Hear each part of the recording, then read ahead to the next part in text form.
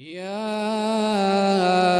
أيها الناس اتقوا ربكم إن زلزلة الساعة شيء عظيم يوم ترونها تذهل كل مرضعة عما أرضعت وتضع كل ذات حمل حملها وترى الناس سكارى وما هم بسكارى ولكن عذاب الله شديد.